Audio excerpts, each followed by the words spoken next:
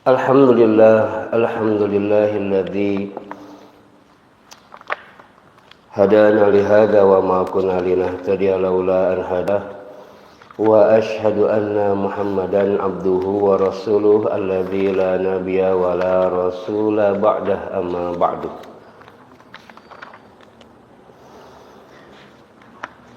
Hadirin wa iman rahimakumullah.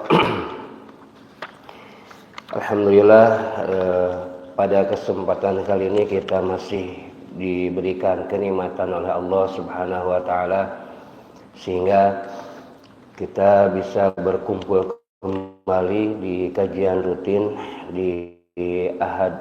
As-sayyibuz zani wan nafsu bin nafsi wa tariku lidinihi al-mufariqu lil jama'ati. Rawahul Bukhari wa Muslim. Rasulullah sallallahu alaihi wasallam bersabda, la yahillu damu mri'in muslimin, tidak halal darah seorang muslim illa bi ihda salasin, kecuali salah satu dari tiga hal. Yang pertama adalah as-sayyibuz zani, laki-laki atau perempuan yang sudah menikah kemudian dia melakukan zina. Yang kedua, wan nafsu bin nafsi, jiwa dengan jiwa. Dan yang ketiga adalah wattariku lidinihi al-mufariqu lil jama'ati, orang yang keluar atau yang meninggalkan agamanya dan ia meninggalkan jamaah. Maka hadirin ihwati iman rahimakumullah, Syekh Utsaimin di dalam kitab syarahnya beliau mengatakan bahwa maksud dari ucapan la yahillu damu mri'im muslimin, tidak halal darah seorang muslim, maka yang dimaksud dengan tidak halal darah seorang muslim adalah la yahillu qatluhu, tidak halal untuk dibunuh. Karena nanti di akhirat Pak ada dua hadis yang hampir sama, yang hampir mirip, di mana Rasulullah SAW bersabda, awwalu ma yuhasabu bihil abdu yaumal qiyamah as-shalah, gitu kan? Yang pertama kali nanti dihisab seorang hamba di hari kiamat itu adalah berkaitan dengan sholat. Ada lagi satu lagi, awwalu ma yuhasabu bihil abdu yaumal qiyamah ada. Sedangkan hadis yang lain menjelaskan bahwa yang pertama nanti dihisab berkaitan dengan hamba itu adalah darah. Nah, tentu kita akan melihat dari dua arah, dua perspektif. Kalau berkaitan dengan sholat adalah berkaitan dengan masalah ibadah. Sedangkan darah kaitannya dengan masalah muamalah. Maka hadirin ihwatu iman rahimakumullah, dalam hal ini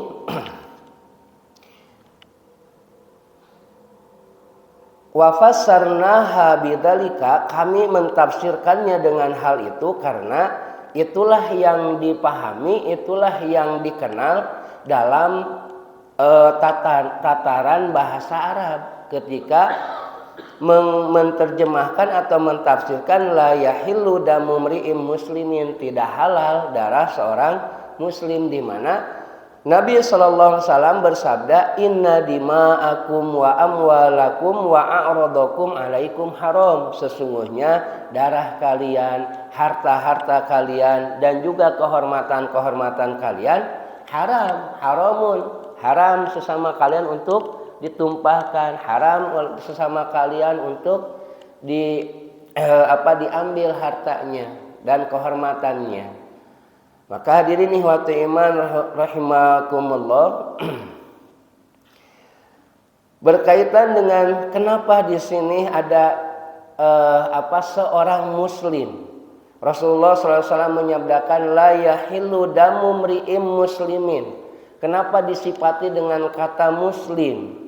Maka pelajaran yang kita bisa ambil dengan ungkapan demikian adalah bahwa annal mar'ata yahilu damuha walakin ta'bir bil mudzakkar fil Qur'ani was sunnah. Kenatipun ungkapannya menggunakan kata muslim, di mana kata muslim ini menunjukkan mudzakkar atau muannas?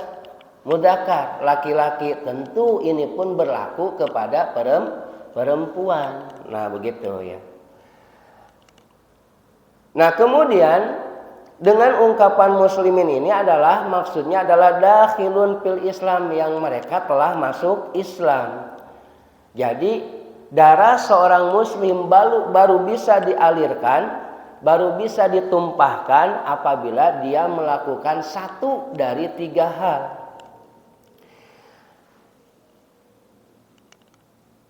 Kemudian yang pertama adalah as-sayyibuz zani. Apa yang disebut dengan as-sayyib? As-sayyibuz zani di sini Rasulullah SAW yuhalu damuhu, dihalalkan darahnya. Siapa yang disebut dengan as-sayyib itu? Huwa alladzi jama'a fi nikahin sahihin, yaitu ia yang telah boleh melakukan hubungan badan di dalam sebuah pernikahan yang sah. Nah, fa idza zana ba'da an amallahu alaihi bi nikmatin nikah, dan apabila dia melakukan perzinahan setelah Allah memberikan kenikmatan berupa nikmatnya sebuah pernikahan, maka di sana sara mustahaqqan lil qatli, jadilah dia berhak untuk dibunuh. Nah, begitu ya. Hadirin hadirat iman rahimakumullah, nanti yang melakukan perbuatan zina itu ada 2, ada as-sayyib, ada al-bikru. As-sayyib itu adalah laki-laki perempuan yang sudah menikah kemudian melakukan perzinahan. Dan al-bikru, apa al-bikru itu? Perawan atau perjaka yang belum pernah menikah tapi dia juga melakukan perzinahan. Dan ini menjadi di antara satu dari sekian banyak tanda-tanda kiamat apabila ya pembunuhan merajalela, perzinahan juga sama gitu ya. Bahkan kemarin survei di sebuah media, ada berita di media sosial, ternyata banyak pelajar-pelajar di Bandung yang sudah terkena HIV gitu ya, virus AIDS gitu. Karena nah ini terjadi karena apa? Karena pergaulan bebas gitu ya. Nah, hadirin hadirat iman rahimakumullah. Kemudian wan nafsu bin nafsi. Nah, maksud yang dimaksud di sini adalah al-qisas, yaitu jika idza qatala insanun insanan amdan, apabila seseorang membunuh seseorang yang lainnya amdan, secara disengaja.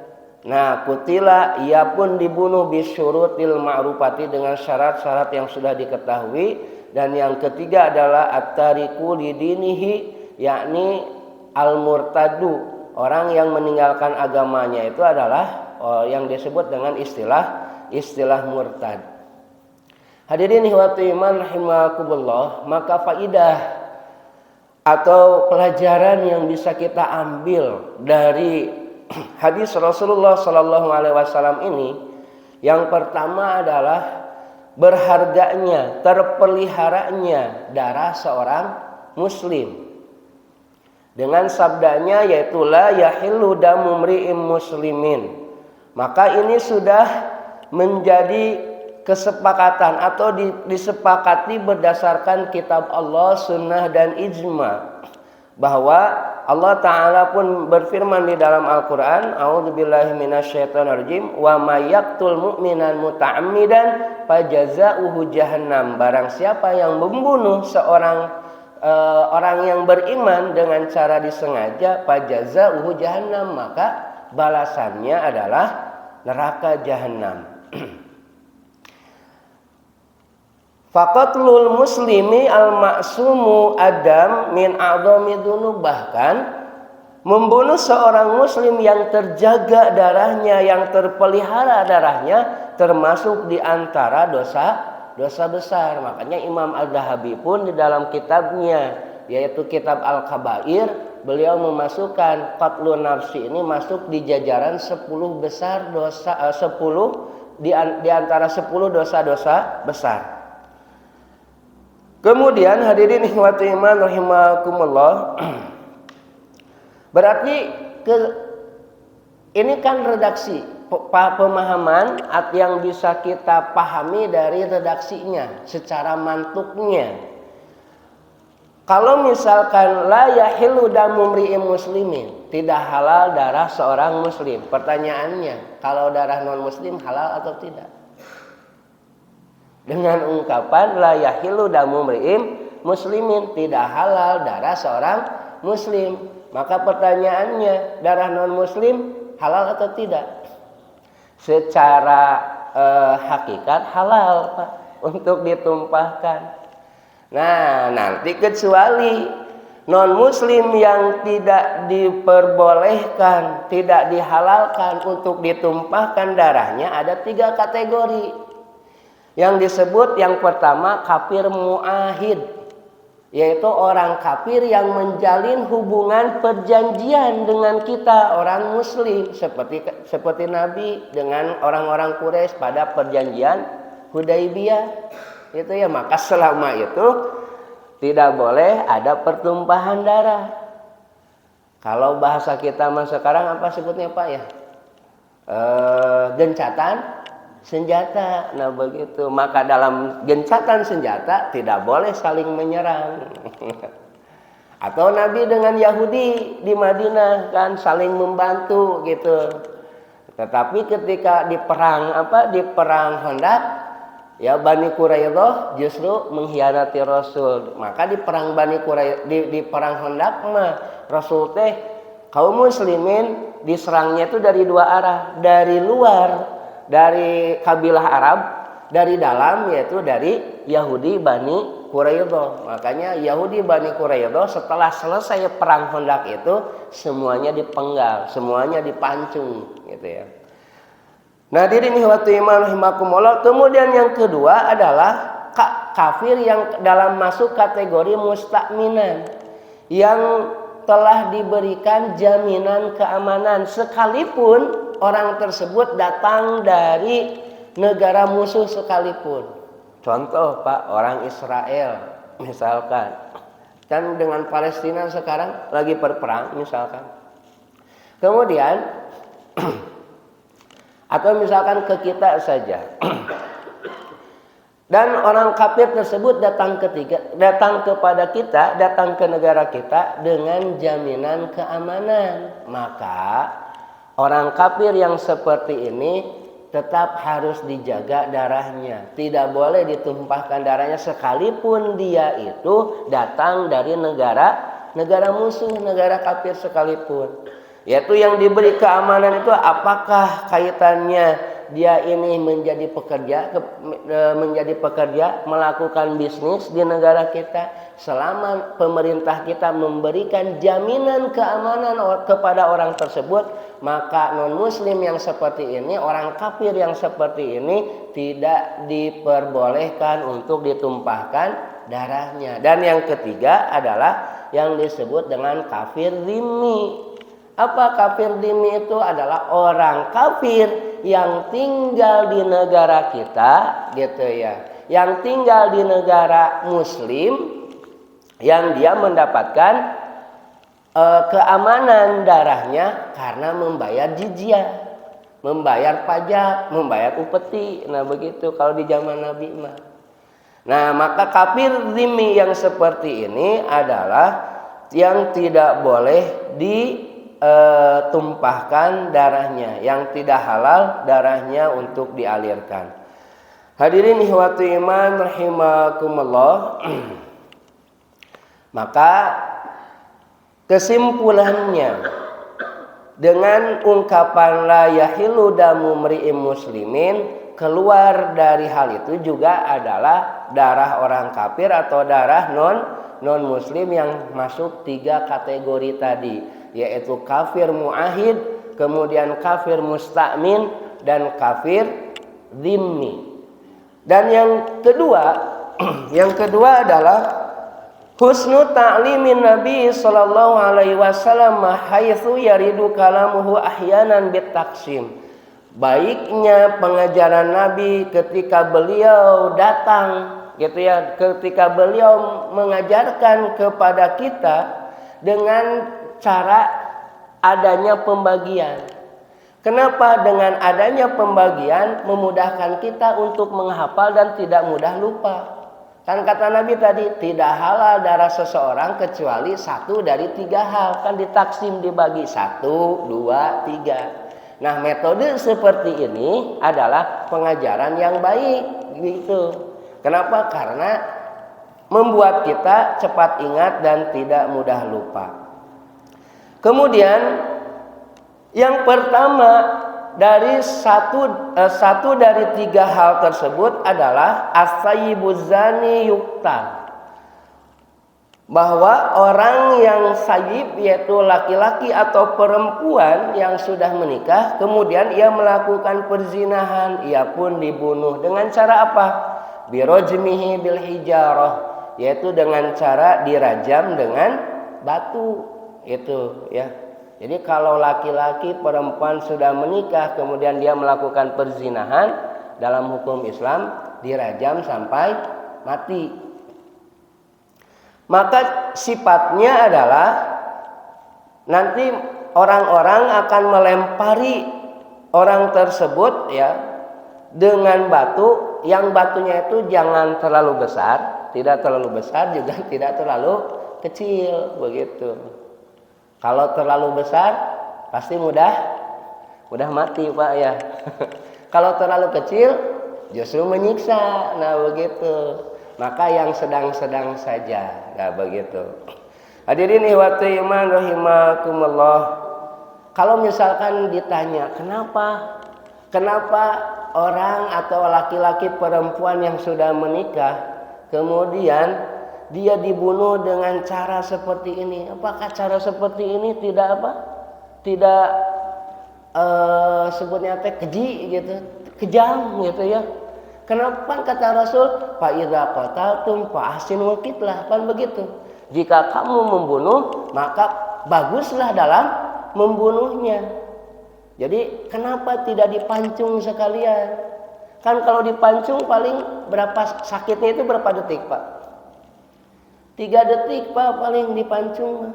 Beda dengan cara ditembak, dihukum mati. Ya. Saya pernah baca artikel tentang kematian Freddy Budiman di Nusa Kambangan. Yang kematiannya sangat dirindukan, Pak. Dirindukan oleh semua orang, gembong narkoba, kemudian dieksekusi dengan hukuman mati. Dia punya waktu untuk bertaubat kepada Allah. Sampai ketika dia dieksekusi, dia minta matanya untuk tidak ditutup karena ingin melihat dosa-dosa yang pernah ia lakukan. Sampai di dalam berita tersebut disampaikan, Pak, Freddy Budiman itu meninggal ketika sudah ditembak itu berapa menit, Pak? 15 menit. Jadi 15 menit setelah ditembak baru meninggal. Kemudian pengakuan dari ketua lapasnya mengatakan bau harumnya itu sangat wangi sekali. Nah begitu, ini pengakuannya seperti itu gitu ya. Nah diri nihwati iman rahimakumullah. Nah ini cara beda dengan hukum Islam ketika orang yang dihukum dengan cara dipenggal gitu ya. Dengan cara dipenggal paling 3 detik sampai 7 detik sakitnya itu. Nah diri nihwati iman rahimakumullah, kenapa dengan cara seperti ini orang yang melakukan perzinahan, laki-laki perempuan yang sudah menikah, dia melakukan zina, kenapa harus dirajam? Kenapa tadi tidak dipancung sekalian biar tidak terlalu menyakitkan? Maka hikmahnya apa? Hikmahnya diri nihwati iman rahimakumullah, itu sudah sesuai dengan prosedur syariat. Jadi hukuman rajam itu sudah sesuai dengan prosedur syariatnya.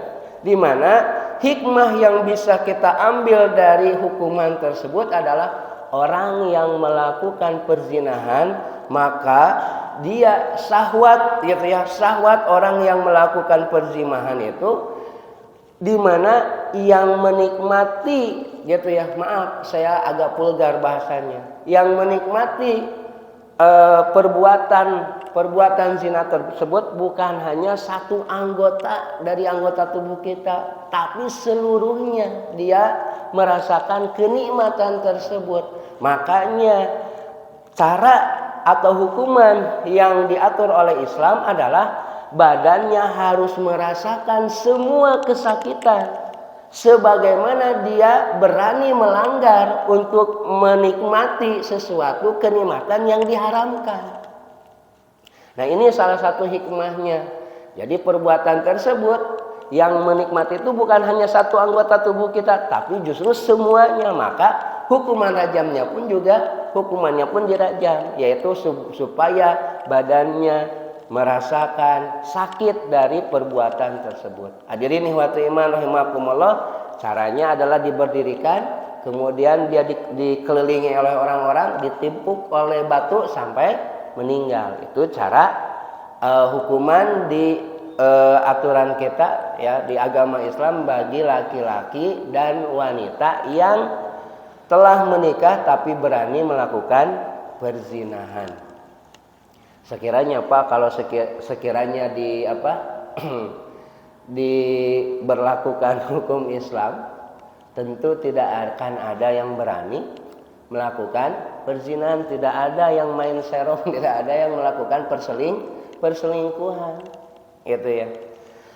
Maka hadirin ikhwati iman rahimakumullah. Nah, kemudian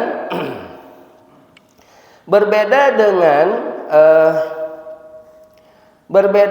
nanti dengan al-bikru, yaitu perawan ya atau perjaka gitu ya, jajaka yang belum pernah menikah tapi melakukan perzinahan, nanti beda hukumannya. Nah gitu.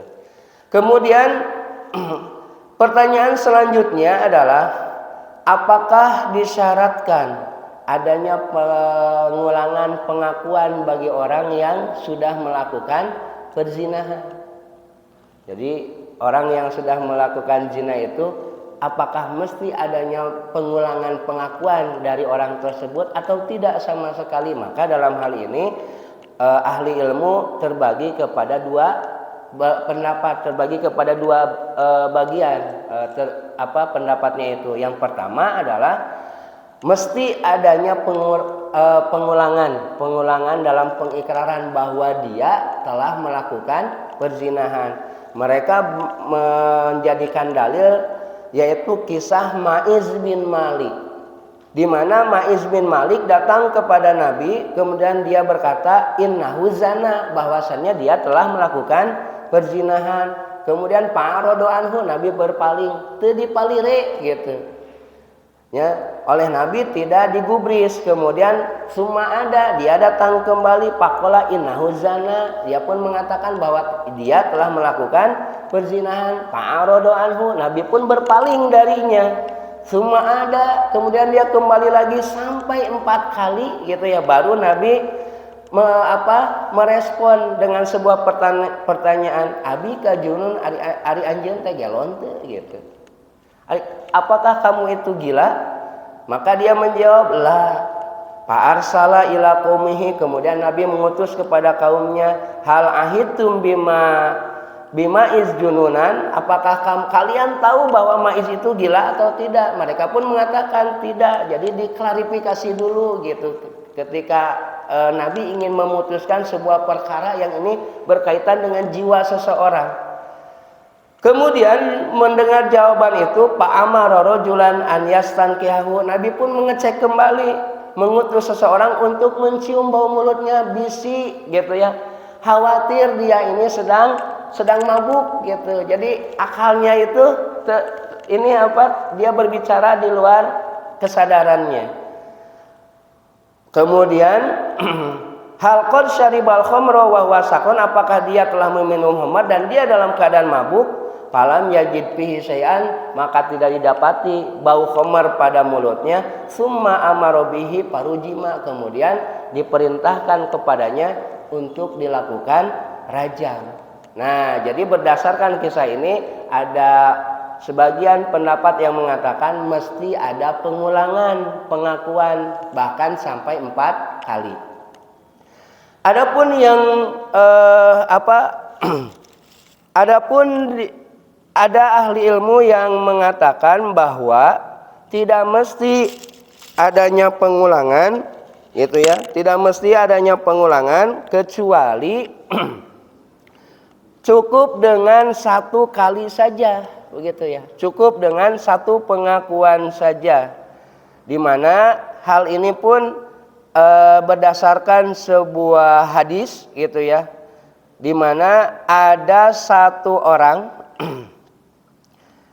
ada 2 orang yang sedang berselisih, ya, di mana anaknya ini telah si anaknya ini bekerja kepada seseorang dan dia berzina dengan istri majikannya. Nah, begitu.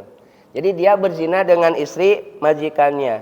Kemudian disampaikan kepada orang tersebut bahwa anaknya yang berzina itu harus dibunuh, begitu. Maka dia bertanya kepada ahli ilmu sampai dia menebus putranya dengan 100 ekor kambing dan 1 hamba sahaya. Dia memerdekakan 1 hamba sahaya.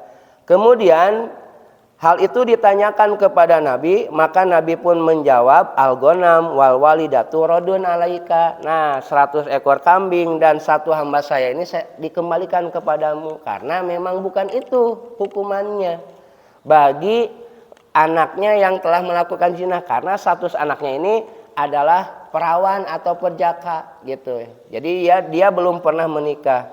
Kemudian Nabi pun berkata, wa ala ibnika jaldu mi'atin wa tagribu amin. Bagi anakmu adalah didera dengan 100 deraan, kemudian wa tagribu amin, diasingkan selama 1 tahun. Nah, ini hukuman bagi al-bikru. Jadi bagi perawan, gadis dan bujang yang melakukan perzinahan dijilid 100 kali dan diasingkan selama 1 tahun, begitu ya. Nah, kemudian kepada istri majikannya yang telah menikah, dia masuk kategori sayyib, gitu ya. Waktu ya Anis, kemudian Nabi mengutus kepada seseorang yang bernama Anis ila imra'atin, kepada perempuan ini. Fa ini taropat, jika dia mengaku parjumha, maka rajamlah dia.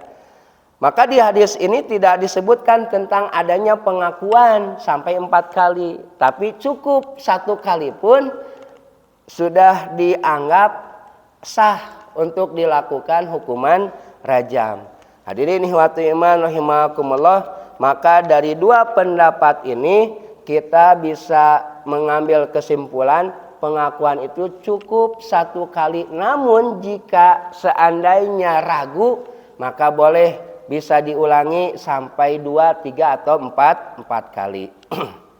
Nah, hadirin ikhwati iman rahimakumullah, ini berkaitan dengan hukuman zina ya.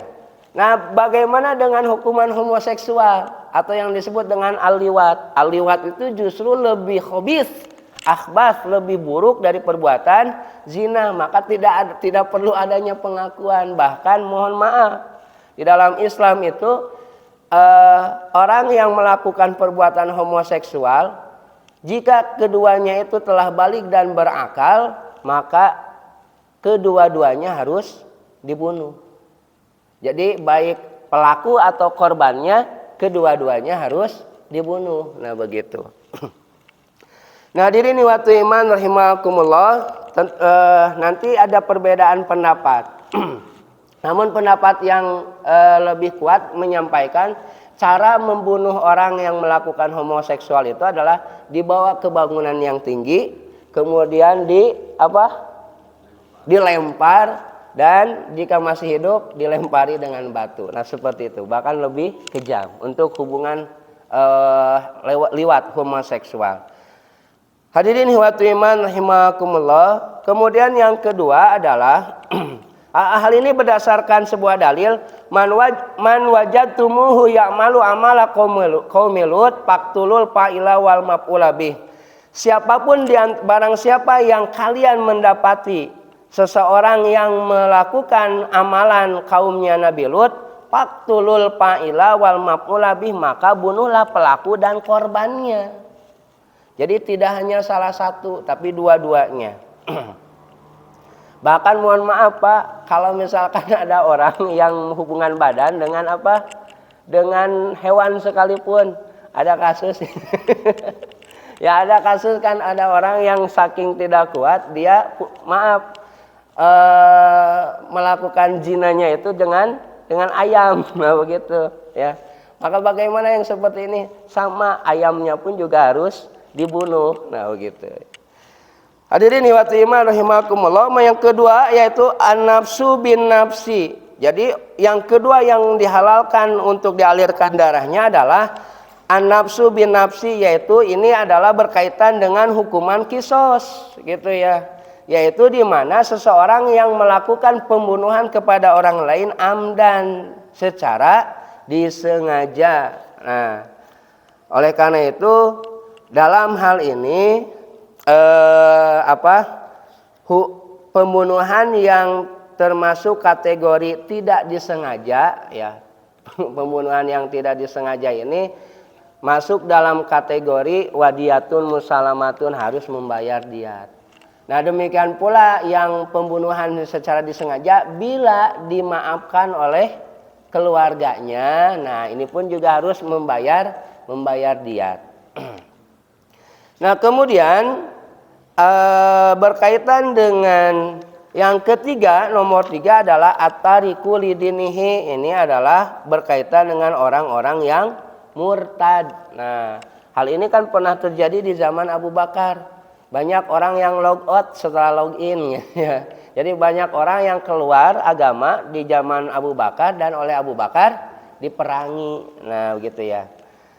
Nah ini 3 hal yang 3 poin atau 3 kelompok orang yang halal untuk dialirkan darahnya. Yang pertama adalah as-sayyibuz zani, laki-laki perempuan yang telah menikah kemudian melakukan perzinahan. Yang kedua adalah an-nafsu bin nafsi, ini adalah hukuman kisos, yaitu di mana seseorang melakukan pembunuhan secara disengaja. Dan yang ketiga adalah orang yang murtad dari agama. Hadirin ihwatu iman rahimakumullah, saya rasa saya cukupkan pembahasan kita kali ini. Insyaallah kita akan kembali bertemu di bulan depan dengan hadis yang ke-15. Baik, silakan kalau ada yang mau ditanyakan mangga. Oh, kaifiat membayar diatnya. Memang kalau tidak salah Pak ya, kaifiat membayar diatnya itu kan diantara ini pembunuhan ya Pak, maksudnya pembunuhan yang dia harus membayar diat, diantaranya harus menyerahkan 40 ekor unta yang bunting, yang hamil gitu ya. Salah satu diantaranya begitu ya. Memang ini menjadi jiwa seorang muslim itu mahal Pak ya. Satu unta saja sekarang mungkin harganya berapa, belum lagi kalau untanya yang hamil. Nah begitu 40. Nah begitu ya. Nah caranya bisa dilakukan apakah dengan cara secara langsung gitu ya, secara langsung gitu. Maka itu tergantung dengan kesepakatan di antara dua belah pihak. Itu mah mangga gitu, nanti teknisnya mau seperti apa itu mah tergantung. Iya, dibayarkan kepada keluarga yang dibunuh. Nah begitu. Yang tentu ini berdasarkan aturan yang telah diputuskan oleh hakim. Nah begitu ya, oleh pemutus perkaranya. Nah seperti itu Pak, berkaitan dengan pembunuhan yang tidak disengaja. Nah, itu yang tidak disengaja ya? Iya, yang tidak disengaja. Ya, mangga yang lain mangga silakan, Pak. Mangga.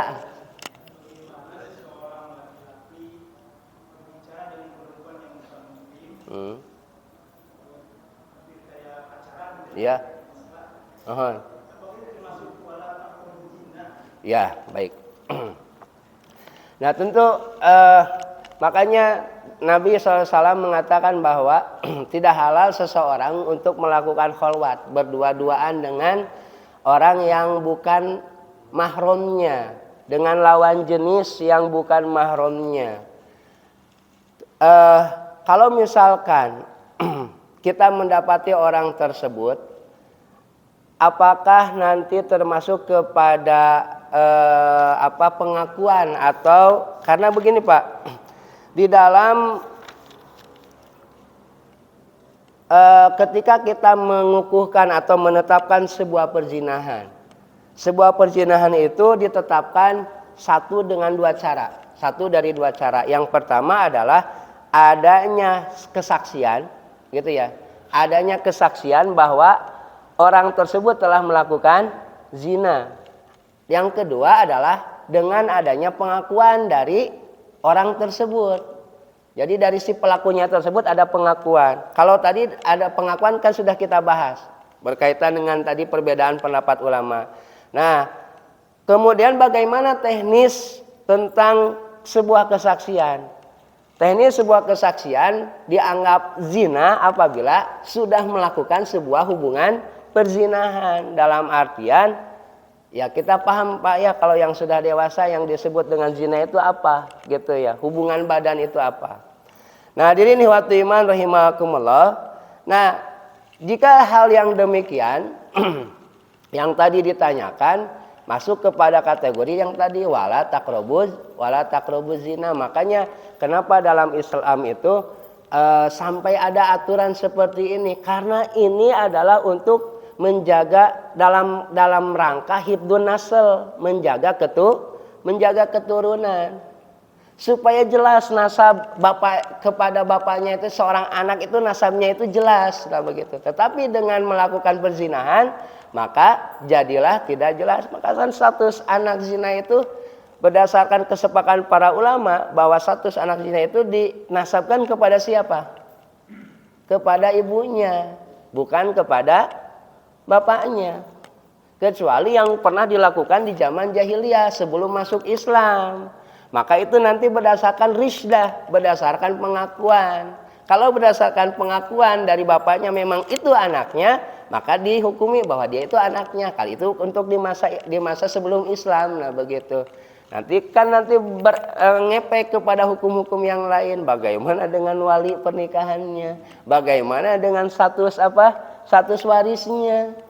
Nah, justru adanya aturan-aturan yang seperti ini di dalam Islam itu justru menjaga kita dalam rangka hifdzun nafs, menjaga keturunan. Nah, begitu supaya jelas keturunan itu bapaknya siapa. Nah, yang ditanyakan tadi adalah termasuk kategori hifdzun nafs, dan masuk kategori wala taqrabuz zina, jangan mendekati perbuatan zina. Kalau misalkan ada laki-laki perempuan ya berdua-duaan Pak ya, berdua-duaan, pasti kita akan mengingkari gitu ya. Apalagi kalau misalkan dua laki-laki tersebut tidak ada kaitan keluarga, tentu kita pun akan mengingkari gitu ya. Nah, inilah buruknya homoseksual Pak. Kalau misalkan ada laki-laki dengan laki-laki, apakah kita curiga terhadap orang tersebut? Tentu tidak kan, karena memang lumrah laki-laki bergaul dengan laki-laki. Nah, inilah kenapa perbuatan homoseksual itu lebih buruk daripada perbuatan zina. Nah, yang tadi ditanyakan adalah masuk dalam kategori wala taqrabuz zina. Tentu bagi kita adalah amar ma'ruf nahi mungkar. Kewajiban kita sebagai seorang muslim adalah melakukan amar ma'ruf dan nahi mungkar. Mangga gitu mungkin Pak. Ya. Kalau tidak ada, kita cukupkan pembahasan kita kali ini. Mudah-mudahan apa yang disampaikan sedikitnya mengulang kembali ilmu yang telah kita baca, kita dapatkan dari para asatid kita yang lain. Dan jika ini menjadi sebuah ilmu yang baru yang baru kita dapatkan, mudah-mudahan menjadi tambahan atau hasanah ilmu yang insyaallah bermanfaat bagi kita semua. Aqulu qouli hadza wa astaghfirullah li wa lakum. Assalamualaikum warahmatullahi wabarakatuh.